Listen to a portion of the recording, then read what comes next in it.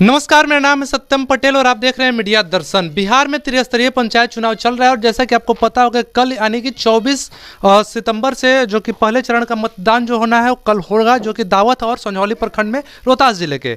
इसी कड़ी में हम आपको बता दें कि पंचायत चुनाव को लेकर पंचायत चुनाव के जो प्रत्याशी हैं और साथ साथ वर्तमान मुखिया हैं या फिर वर्तमान मुखिया प्रत्याशी जो लोग भी हैं उन लोगों से हम लोग बातचीत कर रहे हैं और जानने का प्रयास कर रहे हैं कि आखिर वे लोग अपने पंचायत में कितना कुछ डेवलपमेंट किए हैं और अगले जो बार जीतेंगे और मुखिया बनेंगे तो आगे क्या कुछ करेंगे। तो इसी कड़ी में आज के हमारे इस वीडियो में विशेष मेहमान के रूप में है, आपको हम बता दें, नोखा प्रखंड के कोरी पंचायत के वर्तमान मुखिया जितेंद्र सिंह जी। सबसे पहले मुखिया जी बहुत बहुत धन्यवाद कि आपने हमारे लिए समय निकाला। धन्यवाद।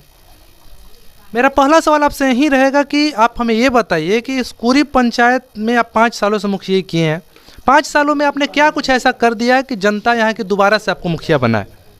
मैंने 5 सालों में 7 निश्चय के तहत हर घर नल जल, हर गांव, हर गली में नाली गली पक्कीकरण योजना, बहुत सारी योजनाएं हैं। 14वां वित्त से भी हुआ, पंचम से भी हुई है और नरेगा से भी कार्य हुआ है।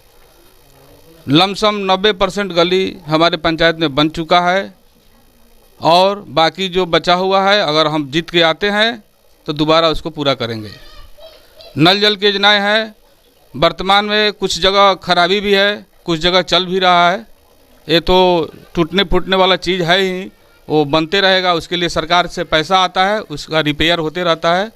और बहुत सारी योजनाएं हैं जिस पे जैसे आपको पेंशन है, मुख्यमंत्री पेंशन है, 99% लोगों को हुआ है जिसका उम्र 60 साल है, जिसका आधार है पंचायत का, खाता है पंचायत का, विधवा पेंशन है, विकलांग पेंशन है।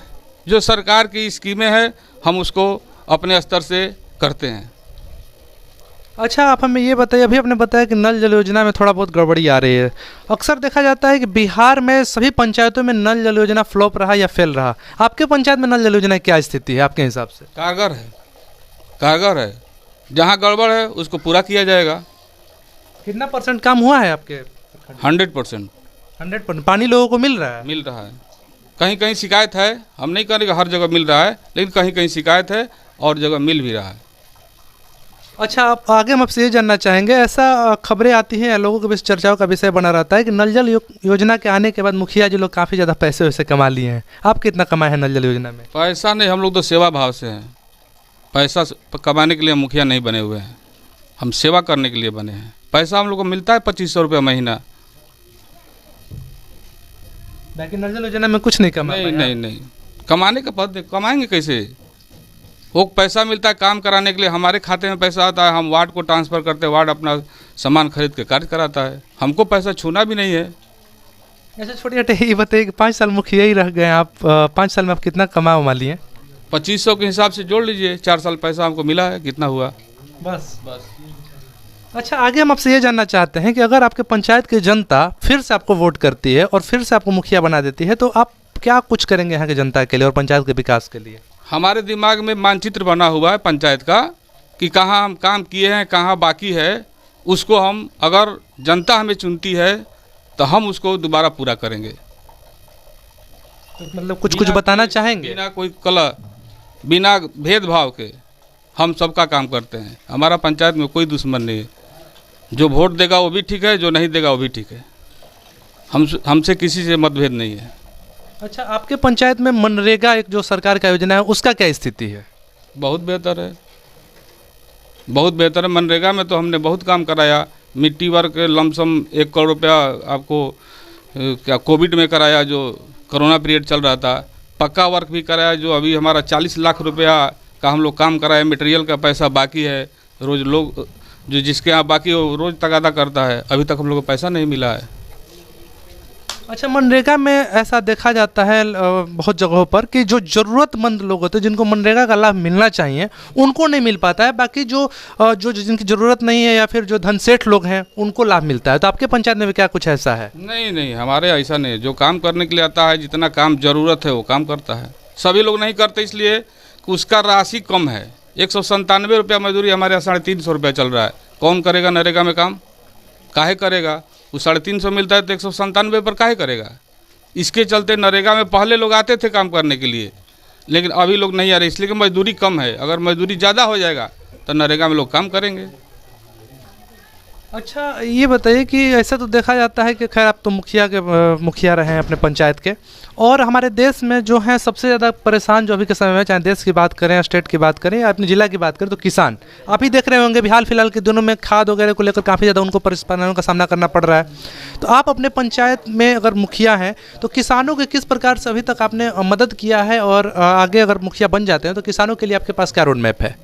किसानों के लिए है कि कृषि जो प्रधानमंत्री वाला कृषि योजना चल रहा है उसके तहत पहले तो बहुत हुआ है लोगों का उसमें, लेकिन आज के डेट में हो गया कि एलपीसी अगर उनके नाम से है तब उनको लाभ मिलेगा। तो इस टाइप का तो अभी तक हमको लगता है कि 99% लोग ऐसे हैं जिनके बाप दादा के नाम से खाता खतियान है, तो उनको अभी लाभ नहीं मिल रहा है। अगर पिछले जैसे स्कीम था अगर उस आधार पर चल रहा है तो अच्छा रहता, बाकी किसान को लाभ मिल जाता।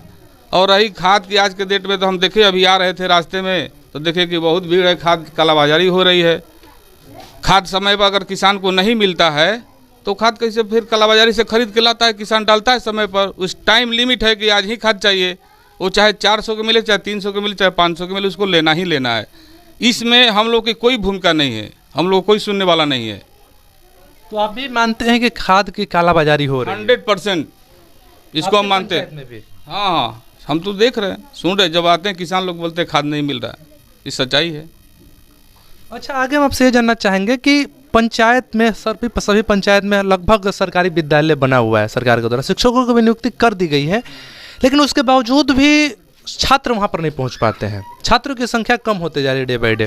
तो आपके हिसाब से क्या कारण हो सकता है इसका, और आप क्या कुछ ऐसा करेंगे कि जो छात्र सरकारी विद्यालय में नहीं पहुँच पा रहे पढ़ने के लिए वो पहुँचने लगे? सरकारी विद्यालय में अभी तक हमारे गांव के लोगों से मिलते हैं तो मेंटलिटी है कि जो व्यक्ति सक्षम नहीं है प्राइवेट में पढ़ाने के लिए वही सरकारी में जाता है। और सरकारी विद्यालय में भेजने का मतलब कि गार्जियन भी इस बच्चे से कुछ नहीं पूछते हैं कि आज गुरुजी हमको ये टास्क दिए हैं उसका होमवर्क कराएं, ये कोई भूमिका नहीं है। एक जगह बीओ साहब हमसे बोल रहे थे, जिला शिक्षा पदाधिकारी, कि आप अगर शिक्षा सुधारना चाहते हैं तो प्राइवेट स्कूल में जैसे बच्चों को तैयार करके आप भेजते हैं, टिफ़िन के साथ भेजते हैं, बच्चा आपके घर में आता है तो उससे पूछें कि आज हम सर ये दिए हैं, इसको टास्क बनाना है। उसी तरह से शिक्षक गलत नहीं है सरकारी स्कूल में, लेकिन आप भी जाइए, गार्जियन की भी भूमिका होनी चाहिए कि हमारा बच्चा आज स्कूल में क्या पढ़ के आया है, हम उसका होमवर्क कम से कम कराएं। ये शिक्षा कहीं गलत नहीं है, ये थोड़े है कि सरकारी स्कूल में जा रहा है तो पढ़ा गलत पढ़ाया जाता है, लेकिन वही लोग सरकारी स्कूल में बच्चा भेजते हैं जो पढ़ाने में सक्षम नहीं है प्राइवेट स्कूल में, न उनका ध्यान है। उसका ध्यान होना चाहिए, वो भी बच्चा पढ़ेगा। सरकारी स्कूल से भी पढ़ते हैं बच्चा तो बहुत बड़े बड़े लोग बनते हैं। आगे हम आपसे ये जानना चाहेंगे कि आप चूँकि अभी वर्तमान में मुखिया यहाँ पर हैं और फिर से चुनाव लड़ने जा रहे हैं, अक्सर देखा जाता है कि बहुत मतलब एक सरकार की योजना है उद्यमी योजना, तो इसमें आप किस प्रकार से अपने पंचायत के युवाओं को लाभ दिलवाना चाहते हैं? जो तो एनजीओ के माध्यम से होता है, हमारे पास जो आता है तो हम सरकार की स्कीम जो हम बताते हैं। अच्छा, आगे हम आपसे आखिरी सवाल हमारा यही रहेगा कि आप हमारे चैनल के माध्यम से पंचायत की जनता को, हमारे दर्शकों को क्या कुछ संदेश देना चाहेंगे? हम जनता से यही संदेश देना चाहते हैं कि अभी फ़िलहाल पंचायत में बहुत लोग चुनाव लड़े हुए हैं, आप चुनने का काम करें, जो आपको अच्छा लगे, जो आपके कार्य में सक्षम हो उसको आप चुनिए। ये दबाव नहीं है, हम छीन कर वोट थोड़े ले लेंगे, हमको वोट मांगने का हक है, हम मांगेंगे। जो आपको चुनना है चुनिए, अगर हम 5 साल में सही उतरे हैं तो हमको चुनिए, अगर हमसे अच्छा अगर कोई है तो उसको चुनिए। क्या पूरी तरह से तैयार है चुनाव के लिए? चुनाव में तैयारी का 5 साल हम लोग क्षेत्र में घूम रहे तो तैयारी विशेष थोड़े करना है। नहीं, अक्सर देखा जाता है कि कई पंचायतों के मुखिया जो लोग होते हैं चुनाव से पहले खूब मतलब क्षेत्र में नजर आते हैं, उसके बाद उनका पता ही नहीं रहता, उनको ढूंढना पड़ता है कि मुखिया जी कहाँ हैं। ना, ऐसे मुखिया हम नहीं हैं, उस कैटेगरी वाले नहीं है। नहीं, हम 5 साल साथ रहते हैं। जब बुलाइए, आधा रात को भी बुलाइएगा तो हम चलाएंगे। सरकार सबसे जानते हैं, सरकार की कभी अंत्येष्टि योजना है, हमको अभी तक 2 बार केवल पैसा आया है, 3 साल पहले आया है। सबसे बड़ी शिकायत हमारे पंचायत की है कि मुखिया जी हमको हमारे घर के गुजर के पैसा नहीं मिला। हम लोग घर से पैसा बांटे हैं, पहले 1500 बांटना पड़ता था, अब 3000। अब बताइए हम कहाँ से हम पैसा उतना दे पाएँ, ये संभव नहीं है। सरकार की स्कीम है, उसमें मृत्यु सर्टिफिकेट देना पड़ता है, आधार देना पड़ता है, जब पैसा आता है तो दिया जाता है। सबसे बड़ी शिकायत हमारे यहाँ यही है, कबीर अंत्येष्टि। तो आप मतलब 5 साल जो अपने पंचायत में कार्य किए हैं उससे आप संतुष्ट? हम संतुष्ट हैं, बाकी बचे हुए कार्य अगर मौका मिलेगा तो हम उसको करेंगे। तो अभी आप सुन रहे थे नोखा प्रखंड के कोरी पंचायत के वर्तमान मुखिया जितेंद्र जी को ने स्पष्ट तौर पर बताया कि इनके पंचायत में चाहे नल जल योजना हो या फिर अगर हम बात करें मनरेगा हो या तमाम प्रकार की जो भी योजनाएं सरकार की है, सभी को लगभग 90% किसी में 80% कार्य करा चुके हैं। साथ साथ नली गली भी इन्होंने लगभग करा ही दिया है। तो ऐसे ही अगले वीडियो में अपने अगले एपिसोड में कोई और पंचायत के कोई और मुखिया जी होंगे, कोई और मुखिया प्रत्याशी होंगे। ऐसी खबरों को देखने के लिए बने रहे मीडिया दर्शन के साथ। धन्यवाद।